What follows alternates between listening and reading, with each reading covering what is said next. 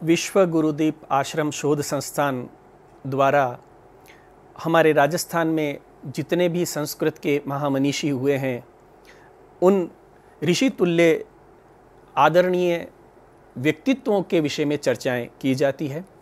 आज 23 सितंबर है, बड़ा अद्भुत दिन है। अपराकाशी जयपुर को कहा जाता है और अपराकाशी के महान विद्वान पंडित मोहनलाल पांडे, जो प्रतिनव बाणभट्ट के रूप में प्रसिद्ध हैं, उनका जन्म दिवस है और इस दिन हम उनको याद करके उनके कृतित्व और व्यक्तित्व के बारे में जानकारी प्राप्त करेंगे।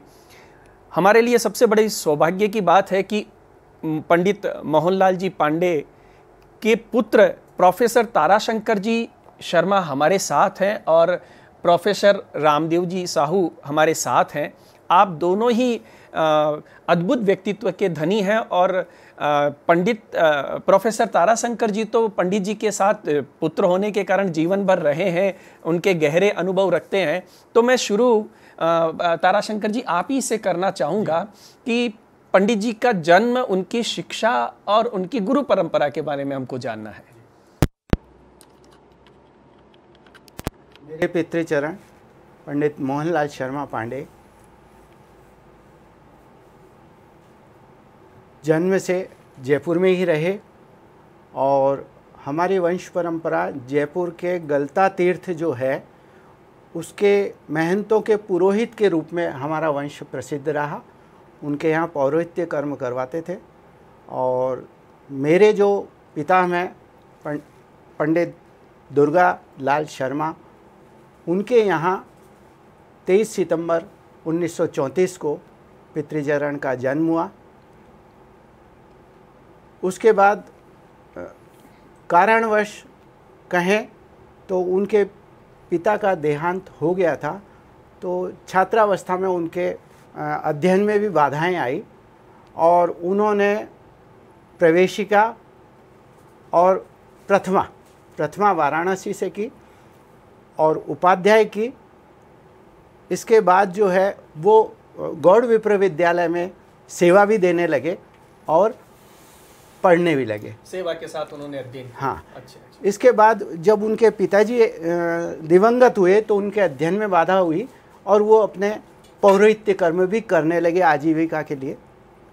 ऐसी स्थिति में उनका ब्रेक हुआ अध्ययन में और शास्त्री जब वो पढ़ने लगे, महाराजा संस्कृत कॉलेज जयपुर का प्रसिद्ध अपराकाशी का है, उसमें उस समय पट्टाभिराम जी शास्त्री प्राचार्य रहे, जगदीश जी साहित्याचार्य जो राष्ट्रपति सम्मानित रहे, अनेक शास्त्रों के धुरंधर विद्वान रहे और आशु कवि हरि शास्त्री जी उस समय रहे।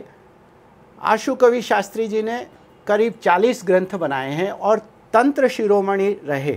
वो तांत्रिक विद्या में विशेषज्ञ रहे और वाराणसी में जो तंत्र सम्मेलन हुए उसके अध्यक्ष रहे।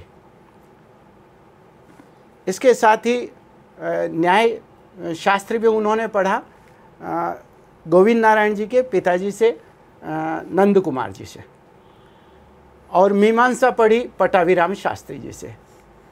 इस तरह उनका सर्व तंत्र स्वतंत्र के हिसाब से सारे जो विद्वान महाराजा संस्कृत कॉलेज में रहे उनके सानिध्य में उनका अध्ययन हुआ। आशु कवि हरि शास्त्री जी जब पढ़ाते थे तो उन्होंने इनका वैदुष्य या प्रतिभा देख करके ये कहा कि मोहन आप जो है ये गद्य पद्य तो पढ़ते रहना किंतु पद्य निर्माण की प्रवृत्ति रखो। तो पिताजी को वो अच्छा लगा और उनके शास्त्री में प्राचीन राजनीति शास्त्र विषय रहा, तो उन्होंने तत्समय के प्राचीन राजनीति शास्त्र को सारा पद्यमय कर लिया था।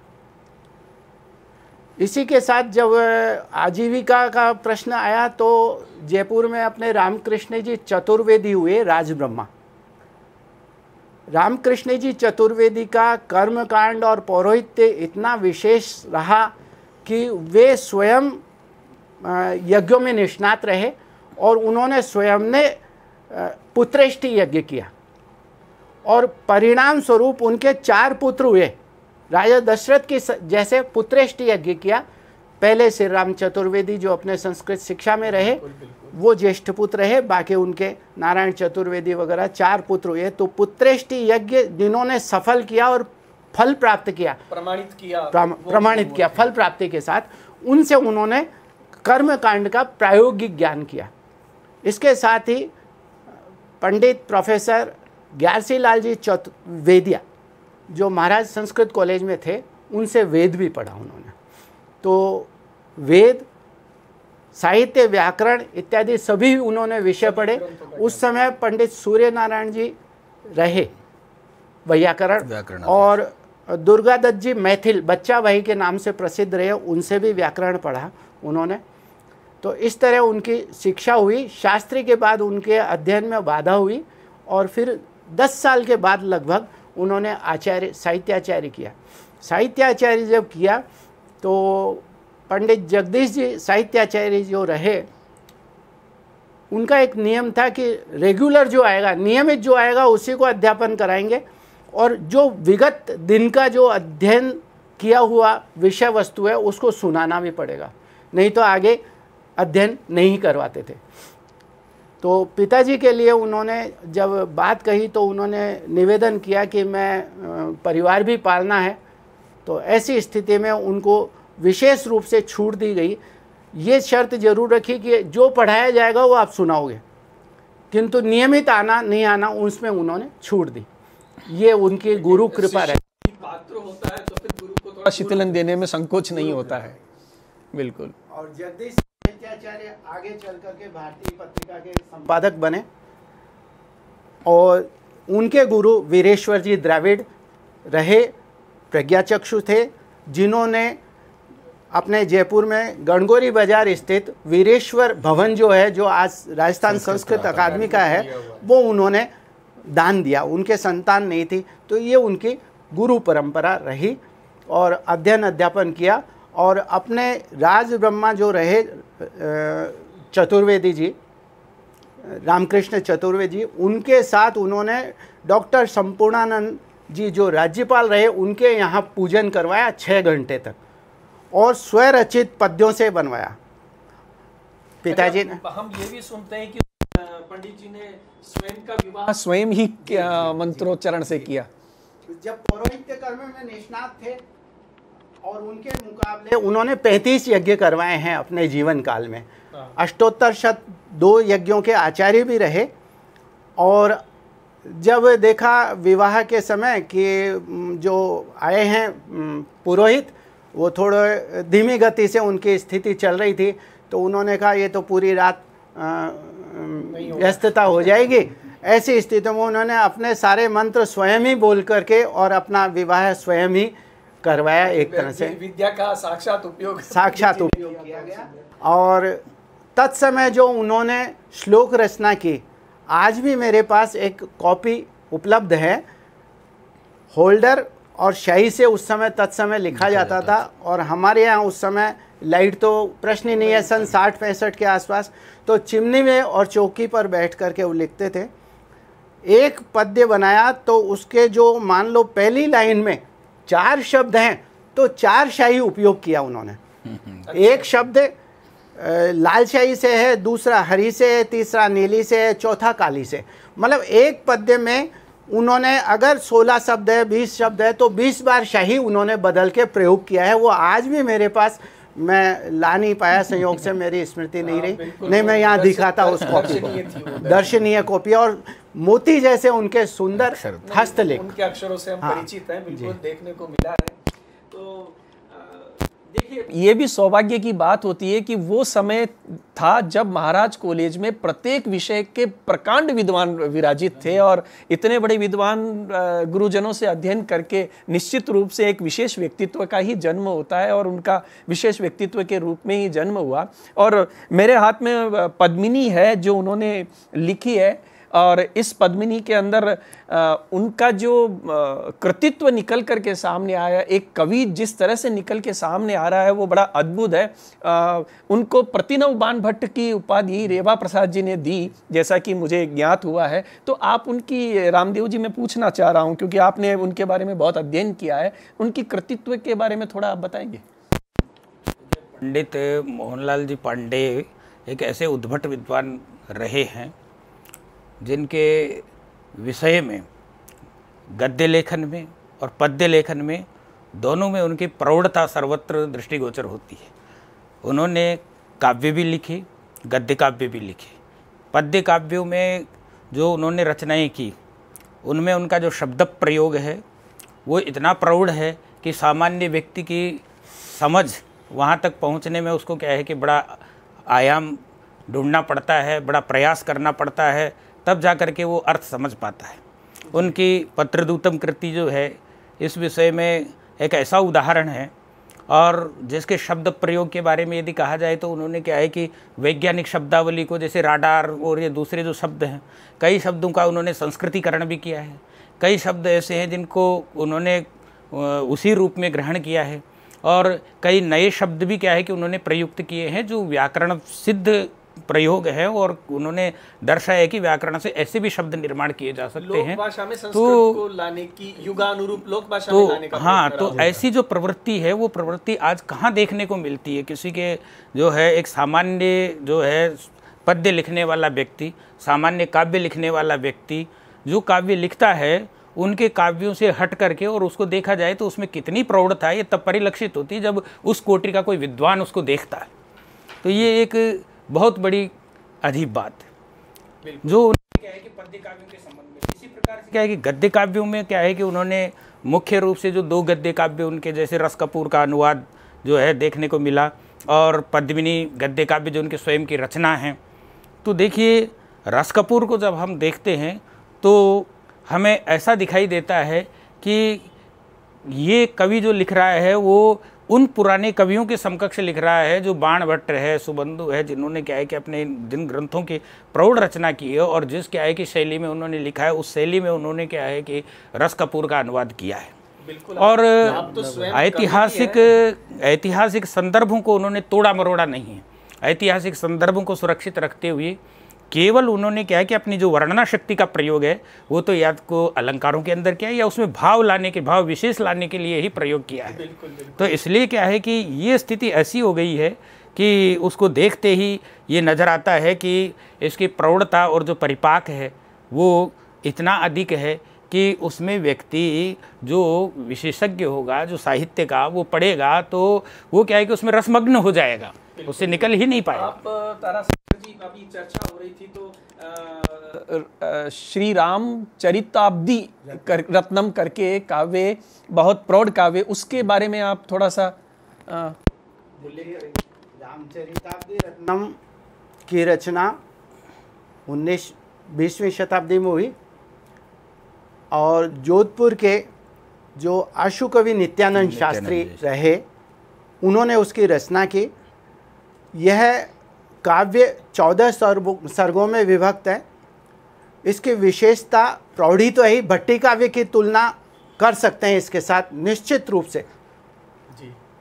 इसके निर्माण में जो कवि को श्रम हुआ, वैयाकरण वो स्वयं थे, और इसके निर्माण में जो उन्होंने श्रम किया अतुलनीय है। आज की तारीख में अब तक जितना हुआ है, भट्टी के बाद दूसरा काव्य आता है। यदि इस काव्य के प्रत्येक श्लोक के प्रत्येक चरण के यदि प्रथमाक्षर को जोड़ा जाए तो मूल आदि रामायण बन जाएगी। बहुत सुंदर है ना। इसके साथ ही मैं आपको और बताऊं, इन्होंने जो प्रयोग किए उसमें पपियापन बोलते हैं हिंदी में, किंतु वप्पी है शब्द का प्रयोग किया है।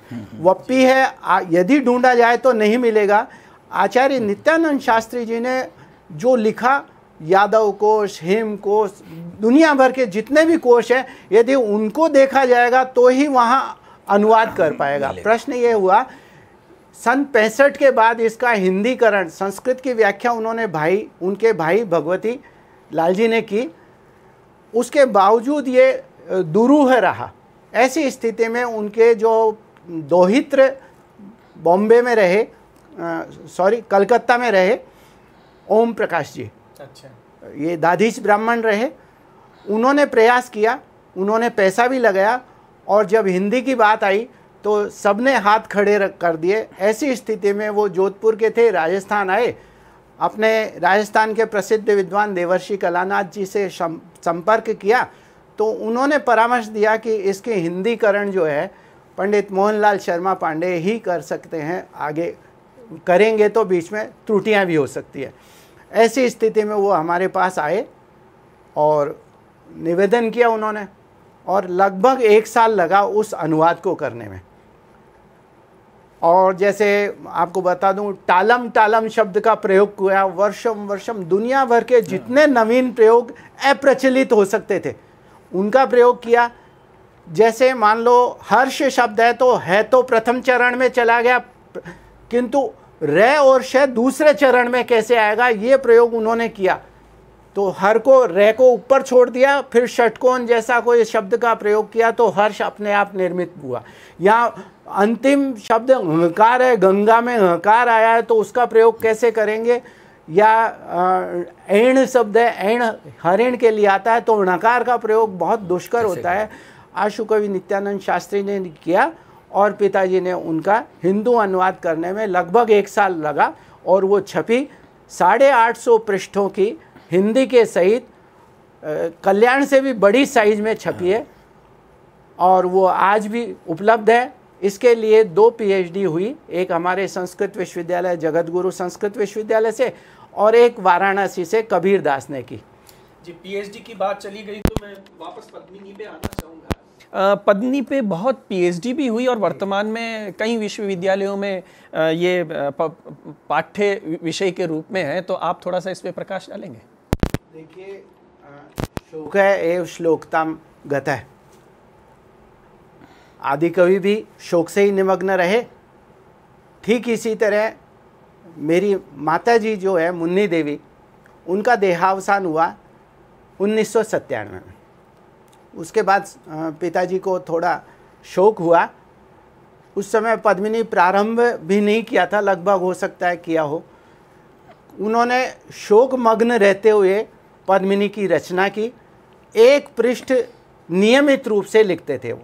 कहीं मान लो कहीं जाना हो, व्यवधान हो, कहीं प्रोग्राम में जाना हो तो व्यवधान हुआ, नहीं प्रति पृष्ठ बिल्कुल शुद्ध प्रति लिखते थे। और लिखने के बाद अपने गुरु पंडित जगदीश जी साहित्याचार्य को दिखाते थे, और उनकी पुष्टि प्रमाणीकरण होने के बाद आगे चलते थे। और वो कहते थे, इतना क्लिष्ट काव्य आप गद्य काव्य लिख रहे हो, कौन समझेगा इसको। तो उन प्रत्युत्तर में वो कहते थे, महाराज आप जो लिखते हैं गुरुदेव, उनको कौन समझेगा। तो समझने के लिए नहीं लिखा जाता, ये अपनी प्रौढ़ी और संस्कृत वाङ्मय को सुरक्षित करने के लिए है, सुरक्षित और समृद्ध बनाने के लिए। तो इस पद्मिनी गद्य काव्य की रचना शोक में हुई। जब रचना हुई तो 1 साल इसमें लगा, फिर लगभग 6 महीने इसको छपने में लगे, और इसके पिताजी ने 6 प्रूफ देखे ताकि कोई अशुद्धि नहीं रहे ऐसी स्थिति में। और उसके बाद इसको सम्मान भी मिले। आपने जैसा पूछा कि इस पर कितने शोध कार्य हुए हैं, तो पंडित मोहनलाल शर्मा पांडे के व्यक्तित्व एवं कृतित्व पर आज तक लगभग विभिन्न विश्वविद्यालयों से 10 शोध कार्य हो चुके हैं, और 4-5 लघु शोध भी लिखे गए हैं। पद्मिनी पर सबसे पहला शोध प्रबंध लिखा गया लाल बहादुर शास्त्री संस्कृत विद्यापीठ, जो आज केंद्रीय विश्वविद्यालय बन गया है, वहाँ के प्रोफेसर रमेश जी चतुर्वेदी के सानिध्य में निर्देशन में लिखा गया, और संस्कृत माध्यम से प्रौढ़ता के साथ लिखा गया। ये गुरु और शिष्य दोनों धन्यवाद के पात्र हैं।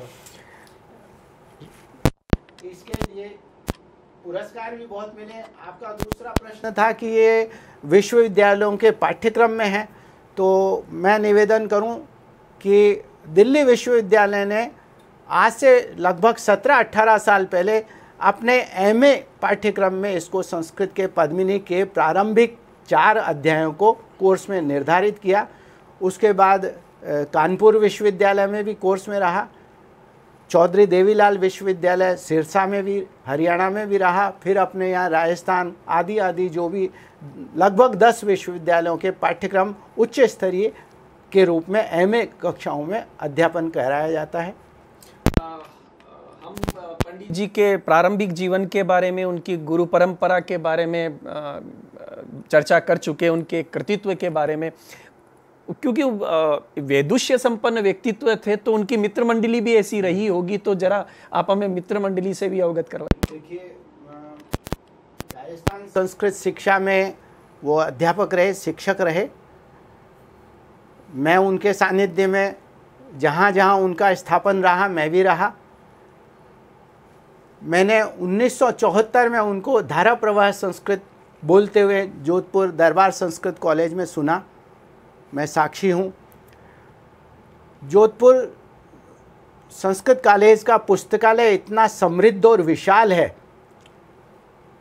उन्होंने, छात्र संख्या संस्कृत कॉलेजों में कम होती है, तो अध्यापन कराने के बाद जो निर्धारित अवकाश मिलता था उसमें जोधपुर संस्कृत कॉलेज में 35 चंपू थे। 35 चंपुओं का उन्होंने अध्ययन किया।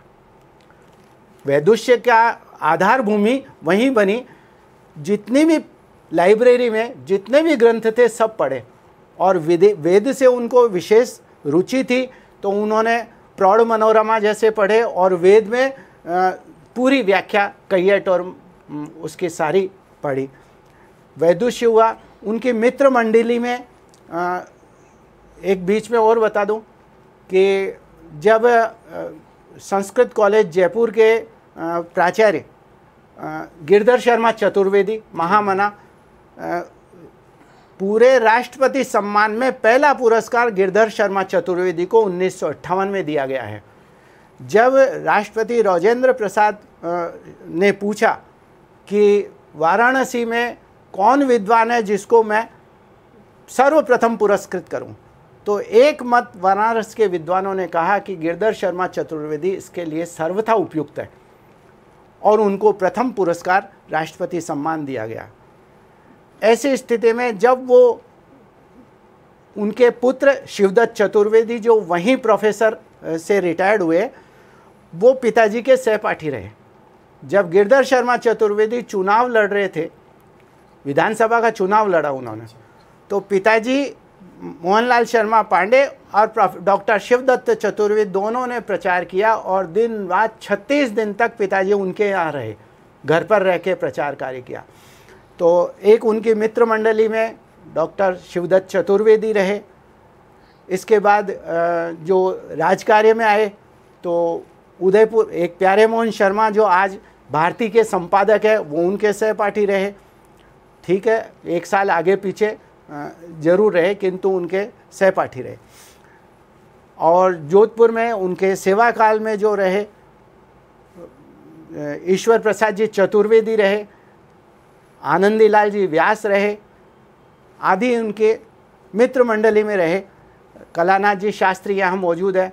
शिष्य परंपरा की बात करें हम, तो आज अपन देखते हैं तो संस्कृत शिक्षा में ढेरों, मतलब बहुसंख्यक मात्रा में उनके शिष्य मंडली है। दो चार मैं नाम गिनाऊं तो आज संस्कृत शिक्षा के जो निदेशक डॉक्टर दीरग्राम रामस्नेही, संयुक्त निदेशक रह चुके अशोक योगी, प्रोफेसर रामेश्वर शर्मा जो जोधपुर में हैं, दीपचंद शर्मा जो स्वतंत्रता आंदोलन में रहे, इमरजेंसी के पीरियड में, वो उनके शिष्य रहे। आदि अनेक शिष्य उनकी परंपरा में रहे, और उनका वैदुष्य उन्होंने अधिगत किया और आगे बढ़ाया। उसमें से एक शिष्य, मैं उनका शिष्य भी कहूँ, पुत्र शिष्य भी कहूँ, तो मैं बचपन से उनके साथ ही रहा और उनसे ही पढ़ा। तो जब उनका अध्यापन शैली वही थी प्राचीन परंपरा की, यदि नहीं पढ़ा, नहीं याद किया, तो फिर सजा तो मिलनी है। बिल्कुल। तो ये उनके शिष्य परंपरा की रही। तो पंडित जी को प्रतिनव बाण कहते हैं, तो मैं आपसे पूछना चाहता हूं कि प्रतिनव बाण भट्ट कैसे उनको उपाधि मिली, और क्या ये उनके योग्य है या कुछ विशेष बात है? देखिए, प्रतिनव बाण भट्ट जो उपाधि है वो क्या है कि पद्मिनी की रचना पर ही उनको दी गई है। और दूसरी बात क्या है कि ये जो रचना थी, हालांकि भारतवर्ष में अनेक विद्वान थी, और पंडित जी क्या है कि अन्य विद्वानों के पास भी उसको भेज सकते थे, लेकिन उन्होंने क्या है कि रेवा प्रसाद जी को इसके लिए चुना। और वो इसलिए चयन किया क्योंकि इसमें जो गंभीरता थी पद्मिनी के अंदर, उसका अवलोकन करने वाला और उसको समझने वाला जो व्यक्तित्व था वो केवल एकमात्र रेवा प्रसाद जी ही थे। क्योंकि रेवा प्रसाद जी ने जितना अध्ययन किया और जितने काव्य लिखे हैं, तो उनकी जो प्रतिभा के अंदर जो विलक्षणता है, उस विलक्षणता को देखते हुए पंडित जी ने अपनी कृति उनको जो है प्रेषित की। और जो रेवा प्रसाद जी ने उसका जो अध्ययन किया, उसके बाद में क्या है कि उन्होंने जो पत्र लिख करके आपको उपाधि दी, उसमें उन्होंने स्पष्ट किया है कि अपने जो हस्ताक्षर किए, तो रेवा प्रसाद सनातन लिखते थे वो स्पष्ट उट्टंकित किया हुआ है उन्होंने। और उन्होंने क्या है कि उसकी प्रशंसा में जो शब्द लिखे हैं वो इतने गंभीर हैं कि उनको देखने के बाद में यदि पद्मिनी पढ़ेगा तो उसको क्या है कि वो जो तथ्य जो उन्होंने अंकित किए हैं, वो तथ्य कहीं पर भी ऐसा नहीं है कि उन्होंने कोई मिथ्या प्रशंसा की हो। उन्होंने उस ग्रंथ का जो अध्ययन किया है वो बड़ी गंभीरता से किया है। और देखा जाए तो पद्मिनी की जो शैली है वो, हालांकि उसमें क्या है कि रस कपूर का जो अनुवाद किया उतनी प्रौढ़ता नहीं है, लेकिन जो बाण भट्ट की जो उपाधि है, तो बाण भट्ट ने जो प्रयोग किए हैं, जहाँ पर मध्यम प्रकार की जो शैली का जो प्रयोग बाण भट्ट ने किया है, उस शैली को जो अंबिका दत्त व्यास ने भी अपनाया है। और अंबिका दत्त व्यास के बाद यदि कोई दूसरे विद्वान को यदि ढूंढेंगे तो वो पूरे भारतवर्ष में केवल मोहनलाल पांडे ही मिलेंगे। बाकी अन्य कोई विद्वान आज तक क्या है कि कोई ऐसा नहीं हुआ जो इस तरह की रचना कर सके। तो इसलिए क्या है कि ये उपाधि एक सार्थक उपाधि है और जो पंडित जी को दी गई, और इनके कृतित्व को देखते हुए ये पर्याप्त महत्व रखती है। आज जो चर्चा हुई पंडित जी के बारे में, एक अद्भुत चर्चा है। और मुझे बड़ी प्रसन्नता है कि प्रोफेसर ताराशंकर जी के साथ और प्रोफेसर रामदेव साहू जी के साथ ये चर्चा हुई। रामदेव साहू जी स्वयं कवि हैं और प्रोफेसर ताराशंकर जी भी अपनी लेखनी से कृतार्थ कर रहे हैं, संस्कृत जगत को प्रतिदिन नए श्लोकों की रचना कर रहे हैं। तो आज के दिवस हमने पंडित मोहनलाल पांडे जी का स्मरण किया, याद किया और उनकी कृतित्व को याद किया। और जैसा कि प्रोफेसर ताराशंकर जी ने बताया कि श्री रामचरिताब्दी रत्नम महाकाव्य के दुरूह हिंदी अनुवाद को भी पंडित जी ने सहजता से कर दिया, और रस कपूर का उन्होंने लिखा और पद्मिनी लिखा। तो इससे एक बात स्थापित हो जाती है कि जितने वो संस्कृत के विद्वान थे उससे ज़्यादा वो हिंदी के, और जितने हिंदी के उससे ज़्यादा संस्कृत के। तो ऐसे व्यक्तित्व को हमको सुनने को मिला। और रस कपूर उनका एक अद्भुत ग्रंथ है। तो मैं प्रोफेसर ताराशंकर जी से जानना चाहूँगा कि थोड़ा रस कपूर को भी स्पष्ट करें। रस कपूर मूलतः हिंदी में लिखा गया। जयपुर के प्रसिद्ध काव्यकार, साहित्यकार कहें आचार्य उमेश जी शास्त्री, जिन्होंने उत्तर भारत की प्रथम बड़े पिक्चर बनाई, बड़े पर्दे की, मुद्रा राक्षसम। उन्होंने हिंदी में रस कपूर लिखा। रस कपूर एक गणिका रही जयपुर रियासत में। जयपुर के राजा जगत सिंह जी की प्रेयसी रही और नूरजहां की जैसे उसने शासन किया। इस पर ऐतिहासिक उपन्यास आचार्य उमेश शास्त्री ने लिखा। और चूंकि वो गणिका थी तो उसमें शब्दावली वैसी ही आनी थी। मुजरा है, झाड़ फानूस है, ऐसे उर्दू फारसी के शब्दों का बहुतर प्रयोग हुआ है।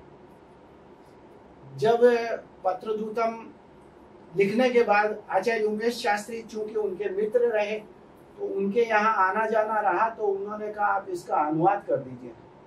तो उन्होंने, पिताजी ने एक बार तो कहा सोचूंगा, फिर उन्होंने स्वीकार किया। स्वीकार करने के बाद ये रस कपूर जो गणिका रही उसकी आत्मकथा के रूप में है, और ये पद्मिनी की शैली में ही है अनुवाद। इसमें जो नए शब्दों का सर्जन किया, मुजरा है, झाड़ फानूस है, ऐसे जो उर्दू फारसी नजाकत है, ऐसे शब्दों को पंडित मोहनलाल शर्मा पांडे ने जो अनुदित किया उसका कोई सानी नहीं है। आज यदि किसी को कहा जाए कि ऐसे शब्दों का अनुवाद कर दिया जाए तो बड़ा मुश्किल होता है।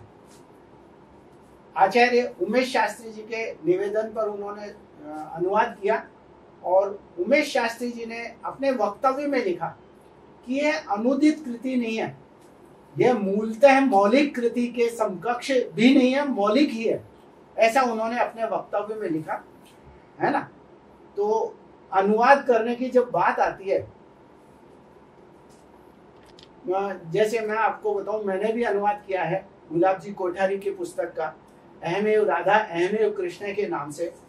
जब उसकी बात करें तो एक शब्द मैं आपको बता दूंगा, घाणी के बैल की जैसे घूमता रहा घूमता रहा। इस घाणी के बैल, घाणी शब्द के लिए सर्वथा उपयुक्त शब्द संस्कृत साहित्य में दुष्कर था, और मैं करीब 1 महीने तक उसके लिए माथापच्ची करता रहा। अन्यान्य विद्वानों से भी पूछा। तैलयंत्रम भागवत में प्रयोग आता है घाणी के लिए, किंतु तैलयंत्रम मुझे सर्वथा उपयुक्त, एप्रोप्रिएट जिसको कहते हैं ना, मुझे उपयुक्त नहीं लगा। विद्वानों से चर्चा की किंतु कोई प्रतिफल नहीं मिला। एक दिन मैंने सोचा अपन भी थोड़ा प्रयास करें, क्योंकि संस्कृत वाङ्मय का कोश अति विशाल है, जो किसी के मस्तिष्क में क्या कंप्यूटर लाइन में भी उपलब्ध नहीं हो सकता। आज कंप्यूटर भी फेल है उसके कोश को निर्धारित करने में। मैंने एक दिन आपटे का डिक्शनरी लेकर के बैठा और क्रम से उसका अवलोकन किया। जो मुझे आते थे वो मैं देख के अग्रिम पंक्ति में जाता था, जो नहीं आते थे तो मैं ध्यानमग्न होकर के उसको पढ़ता था। आखिर में पै वर्ग जब मैं देख रहा था तो परंज शब्द घाणी के लिए उपयुक्त मिला। मैंने उस अनुवाद में परंज शब्द का प्रयोग किया घाणी के लिए। तो ठीक ऐसे ही मैं चर्चा इसलिए कर रहा था कि सर्वथा उपयुक्त शब्दों का प्रयोग पंडित मोहनलाल शर्मा पांडे ने अपने उपन्यासों में किया। पत्रदूतम में जैसे हमारे मित्र डॉक्टर साहू जी बता चुके हैं, पत्रदूत में भी किया, हमारे रघुवीर जी भी बता चुके हैं। अब एक चर्चा और करूंगा कि जितने भी पुरस्कार मिले पितृचरण को, पद्मिनी पर जितने मिले और जो राष्ट्रीय स्तर के मिले, राष्ट्रपति सम्मान तो उसका पहला सोपान था ही था। रामकृष्ण दयाल डालमिया एक ट्रस्ट है, वो श्रीवाणी अलंकरण देती है। 2 लाख रुपए का पुरस्कार इस पद्मिनी उपन्यास पर श्रीवाणी अलंकरण मिला उनको। इससे पहले के बिरला फाउंडेशन है, उनके द्वारा उसके चेयरमैन हुआ करते थे chief justice of supreme court Ranganath Mishra. वो सिलेक्शन बोर्ड के चेयरमैन रहे। उस पद्मिनी उपन्यास पर वाचस्पति पुरस्कार उनको दिया गया, उसमें 1 लाख रुपए मिले। राजस्थान संस्कृत अकादमी ने जो पुरस्कार दिए, अखिल भारतीय पुरस्कार होता है यहाँ पर, वो भी पद्मिनी पर ही मिला। तो ये जो राष्ट्रीय स्तर के 3 पुरस्कार, वाचस्पति पुरस्कार, श्रीवाणी अलंकरण, राष्ट्रपति सम्मान और अखिल भारतीय पुरस्कार, तीनों राष्ट्रीय स्तर के हैं और पद्मिनी पर मिला। और यही कारण है कि आज पूरे देश में पद्मिनी पर चर्चा है। अन्यान्य विश्वविद्यालयों में चर्चा होती है, शोध पत्र पढ़े जाते हैं, शोध ग्रंथ भी लिखे जाते हैं। ये पंडित मोहनलाल शर्मा का जो यशक काय है वो आज भी नहीं बल्कि कालांतर वो रहेगा, बना रहेगा। एक क्योंकि पंडित जी का व्यक्तित्व बहुप्रतिभा संपन्न है, इसलिए एक चर्चा में सब कुछ समेट पाना असंभव है। जिन्होंने मीमांसा पढ़ा, दर्शन पढ़ा, वेद पढ़े, साहित्य पढ़ा, ज्योतिष पढ़ा, कर्मकांड पढ़ा, तंत्र पढ़ा, तो वो तो एक समग्र व्यक्तित्व हो गए। संस्कृत ही काय स्वरूप हो चुकी थी उनमें। तो मैं अब थोड़ा सा कर्मकांड और तंत्र पे आना चाहूँगा और आपसे जानना चाहूँगा पंडित जी ने क्या योगदान दिया इसमें। देखिए, जब साहित्य साधना में परिपाक हो गया, यूँ कहें, प्रौढ़ साहित्य ग्रंथ लिख दिए गए, उसके बाद उनका रुझान ऐसा रहा, चूँकि वो प्रारंभ में पद्य निर्माण स्वयं का करके वैदिक मंत्र और पौराणिक श्लोक की जगह स्वरचित पद्यों से वो पूजा करवाए करते थे, तो उनका रुझान पौरोहित्य कर्म की पुस्तकों पर हुआ। उनके मित्र, मैं पहले बताना भूल गया, रामकिशोर जी शर्मा जयपुर के ही हैं, वो प्रतिदिन आते रहते हैं। उन्होंने परामर्श दिया, उन्होंने कहा छापेगा कौन, तो उन्होंने अपने यजमान को पकड़ा, यजमान को कहा और पहली पुस्तक पौरोहित्य कर्म की श्री हनुमत पूजा के नाम से प्रकाशित हुई, जिसमें खोल के हनुमान जी का चित्र लगाया और वह यजमान उसी का भक्त था, इसलिए खोल के हनुमान जी की फोटो लगा के हनुमत पूजा पद्धति। उनका उद्देश्य पौरोहित्य कर्म की ग्रंथों की रचना का उद्देश्य उनका ये था कि आज की तारीख में प्रामाणिक रूप से पौरोहित्य कर्म करवाने के लिए उपयुक्त पुस्तकें एक साथ नहीं मिलती है, अलग अलग। तो ऐसी स्थिति में पहले उन्होंने हनुमत पूजा पद्धति करी, दूसरी राम पूजा पद्धति लिखी। राम पूजा पद्धति जयपुर के प्रसिद्ध हैं, व्यवसायी भी हैं, बद्री नारायण जी गौड़। उन्होंने राम पूजा पद्धति छपवाने का श्रेय लिया। इसके साथ ही कृष्ण पूजा पद्धति सप्तर्षि का भी लिखा है। हाँ, सभी। तो कृष्ण पूजा पद्धति की जब बात चली तो आज जो हमारे संयुक्त निदेशक हैं डॉक्टर भास्कर शर्मा, निम्बार्क संप्रदाय से जुड़े हुए हैं, जब चर्चा आई तो सलेमाबाद पीठ जो रही वहाँ के जगत गुरु निम्बार्काचार्य जी जो रहे, श्री जी महाराज, उन्होंने कृष्ण पूजा पद्धति का व्यय स्वीकार किया। ऐसे ही जयपुर में जब ऋषि पंचमी को तर्पण होता है तो तर्पण के लिए, ऋषि पूजा के लिए कोई उपयुक्त पुस्तक नहीं थी प्रत्यक्ष प्रामाणिक रूप से, तो उन्होंने सप्तर्षि पूजा पद्धति भी बनाई। उसमें स्वयं के अलग से सप्तर्षि के श्लोक भी निर्माण किए। इसी तरह भैरव पूजा पद्धति बनाई, दुर्गा सप्तशती के स्थान पर दुर्गा पूजा पद्धति बनाई, शिव जी के लिए शिव पूजा पद्धति बनाई। और इन सब से हट करके आखिरी में उन्होंने ये सब श्रेष्ठ वर्ग के सहयोग से छपा। इसमें हंसा प्रकाशन के जो श्रेष्ठी हैं रामशरण नाटानी, उन्होंने 2 पुस्तकों का व्यय किया। तो जब चर्चा चली तो उन्होंने कहा मैं 2 पुस्तकें अब क्रयार्थ मतलब विक्रयार्थ निर्माण करूँगा। एक उन्होंने बनाई चतुर्वेदोक्त ग्रह शांति। ग्रह शांति सर्वथा सर्वत्र उपलब्ध है, किंतु उस ग्रह शांति में चारों वेदों के मंत्र यथास्थान उपलब्ध होना बहुत दुष्कर है। जब उसका निर्माण हुआ और जगत गुरु संस्कृत विश्वविद्यालय के वाइस चांसलर जो प्रोफेसर रामानुज देवनाथन जी रहे, उनको दिखाया तो उन्होंने कहा यह अद्भुत ग्रंथ बन पड़ा है, पूरे भारत में चतुर्वेदोक्त ग्रह शांति नहीं मिलती है।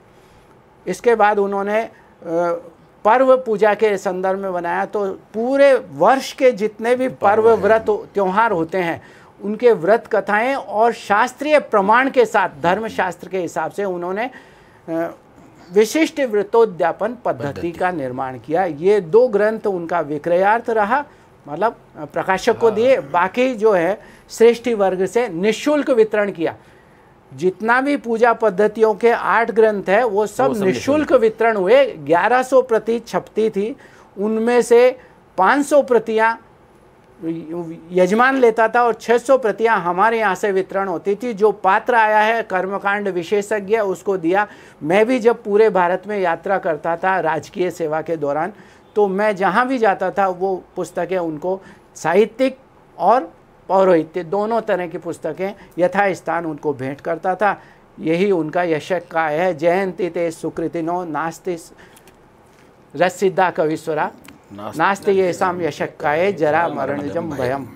इसलिए यशक काय आज भी हैं, मैं उनको शतशः नमन कर ही रहा हूँ, मेरा तो दायित्व भी है।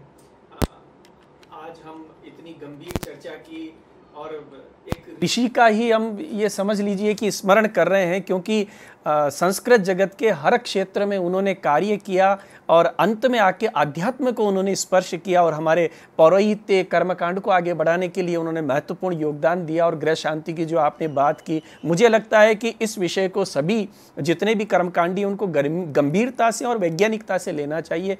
इस अद्भुत चर्चा में आपका आना सौभाग्य है और रामदेव साहू जी का उनके विषय में बताना भी अद्भुत है। तो बड़ी प्रसन्नता हुई आपसे मिलकर के और ये चर्चा करके, और मुझे लगता है ये चर्चा निश्चित रूप से सार्थक चर्चा होगी। जो कोई भी पंडित मोहनलाल पांडे जी के बारे में जानना चाहेगा, उनके बारे में समझना चाहेगा, तो उनके पुत्र द्वारा और उनके शिष्य द्वारा कही गई ये बातें बड़ी सार्थक रहेंगी, उनको सहयोग प्रदान करेंगी। आप सबका बड़ा आभार है और इसी के साथ हम विराम लेते हैं।